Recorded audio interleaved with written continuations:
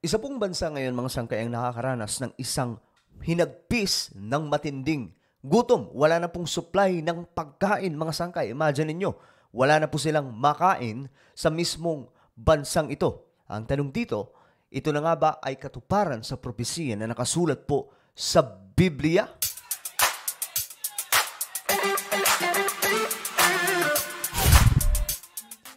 Magandang oras po sa lahat ng ating mga kababayan. This is me, Sangkay Janjan. I'm back for another vlog, another video mga sangkay na ating pag-uusapan ngayon ang isang problemang malaki ng isang bansa na ibinalita na nga po sa international ang matinding gutom mga sangkay na nararanasan ngayon. Anyway, before tayo magsimula, paki-subscribe po muna yung ating YouTube channel. Ayan po sa baba ng video na to makikita nyo po yung subscribe button. Pindutin nyo lamang po yan tapos i-click nyo yung bell at i-click nyo po yung all dahil dito mga sangkay 1.23 million subscribers na po tayo. Parami po tayo ng parami mga sangkay kaya naman i-subscribe nyo na po ito. At sa mga nanonood po sa Facebook, i-follow nyo po yung ating Facebook page at ito may papagawa lamang po ako sa inyong saglit. Sa mga nanonood po sa Facebook, i-check nyo po sa itaas ng video na to. Ito mismong pinapanood nyo kagaya po ng nakikita nyo sa screen. May makikita po kayo dyang 3 tuldok sa itaas ng video na to. I-check nyo po sa inyong mga cellphone. I hope na nasusundan po ng lahat. Pindutin nyo po yung 3 tuldok sa bandang itaas ng video na to. Then may lalabas po dyan na show more.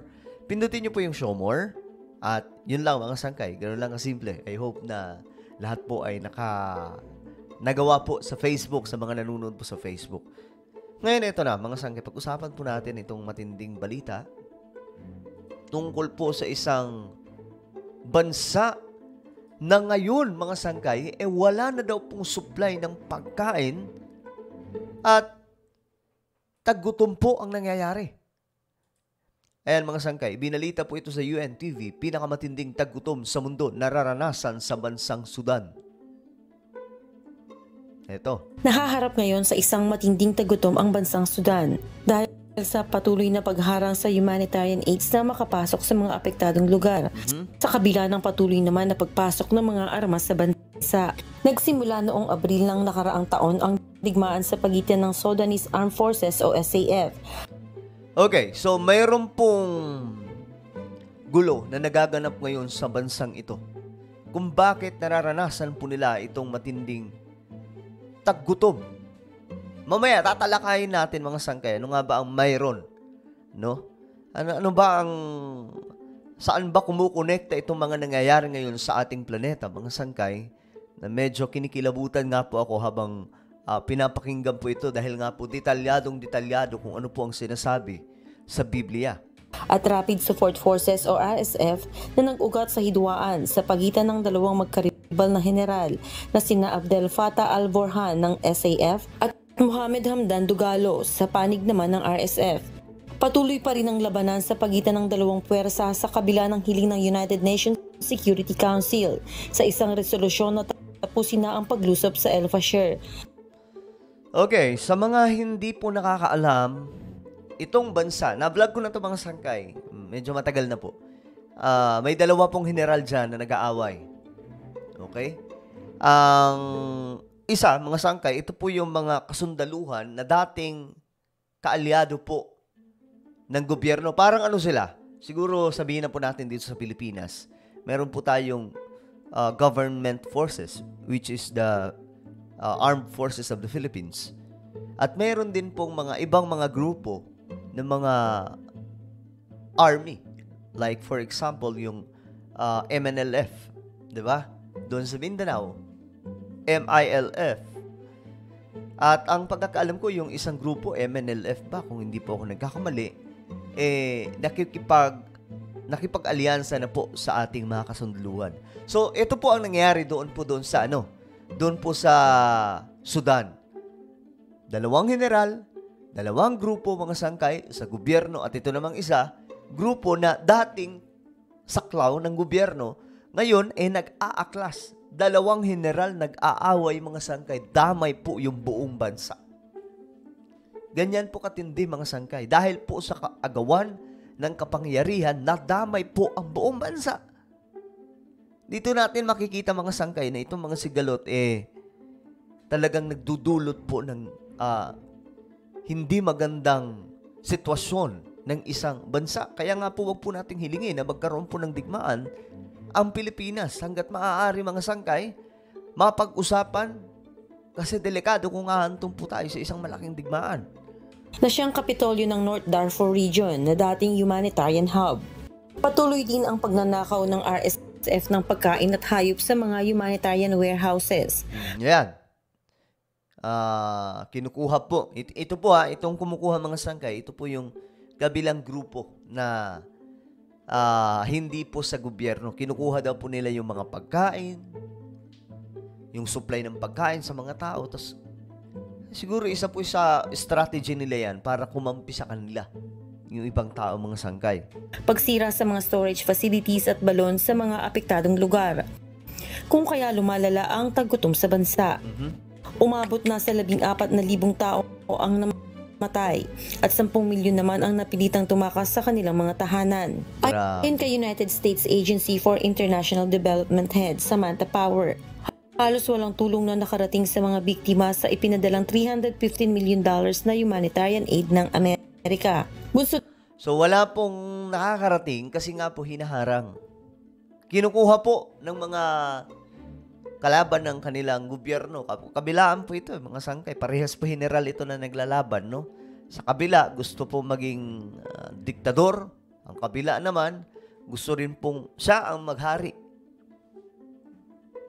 Ang resulta, ang buong komunidad, ang buong populasyon ng Sudan ang nahihirapan, mga sangkay. Ito ng pag-shutdown ng SAF sa cross-border access mula Chad papuntang Adre na siyang pangunahing ruta para sa mga tulong na pumapasok ng Darfur Region. Ayon naman kay US Ambassador to UN na si Linda Thomas Greenfield, ito na ang pinakamatinding humanitarian crisis sa buong mundo. Grabe. What? Ito na daw po ang pinakamatinding humanitarian crisis. Dahil sobrang gutom na po yung nangyayari po doon, mga sangkay. Na mas matindi kaysa sa taggutom na naranasan sa Ethiopia noong 1983 hanggang 1985. Grabe, man. Grabe. Hindi aniya malayong maging isang humanitarian disaster, lalo na at kulang ang atensyon at tulong na naibibigay sa krisis na ito. Early Briones, humahal. Okay, so nakakakilabot lang kung iisipin, no, itong nangyayari ngayon sa ating mundo. Na kung titingnan nyo, mga sangkay, detalyado po kung ano po ang nakasulat sa Biblia, nangyayari din po talaga.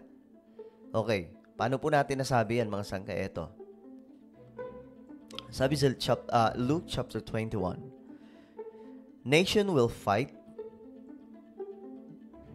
and ruler, nation will fight nation, and ruler fight ruler.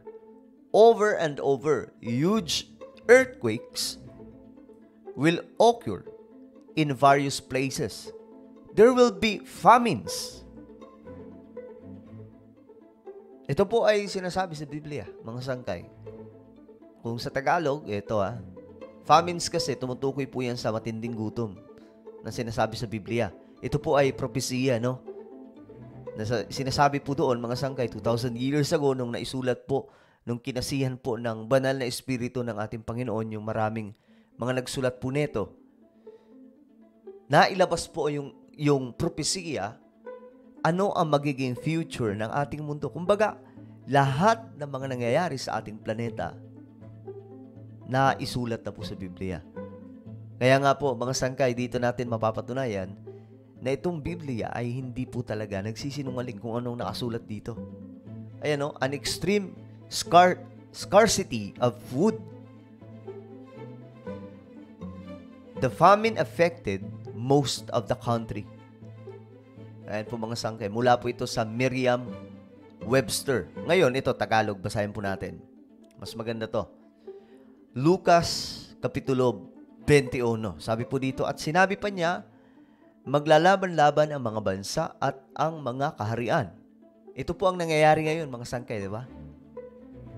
Dahil po sa mga sigalot, nagkakaroon po ng mga labanan ang mga bansa at ang nakakalungkot sa Sudan, mga sangkay, iisang bansa lamang po sila, nag-aaway-away, naglalaban-laban. Dahil ang sinabi magkakaroon ng malalakas na lindol, ito po ay nangyayari. Yearly, ilang beses nagkakaroon po ng mga pagyanig, di ba? At ito mga sangkay, magkakaroon ng malalakas na lindol, taggutom. Isa po yan sa propesiya sa Biblia. Kaya nga po mga sangkay, makikita po natin na lahat po talaga, lahat nangyayari ayon po sa kung ano ang sinasabi ng Biblia. Lahat ng to, kahit ito, i-highlight na lang natin mga sangkay. Ayan. Lahat ng yan ay nangyayari sa panahon natin ngayon. Paglitaw po ng iba't ibang klaseng karamdaman, nakasulat po dito, at mga salot sa iba't ibang dako. May lilitaw na mga kakaibang bagay at mga kakilakilabot na kababalaghan buhat sa langit ngayon. Mga sangkay, napag-uusapan yung mga kakaibang lumilitaw sa langit, di ba? So, ang dami po mga sangkay. Pero ito, highlight natin, taggutom. Matindi to. Ito po ay bahagi, ako naniniwala mga sangkay na bahagi po ito ng propesiya sa Biblia. Itong nangyayaring kakulangan ng supply ng pagkain ngayon sa ating mundo. At ito daw po ang pinakamalala doon sa Sudan, sa kasaysayan ng mundo.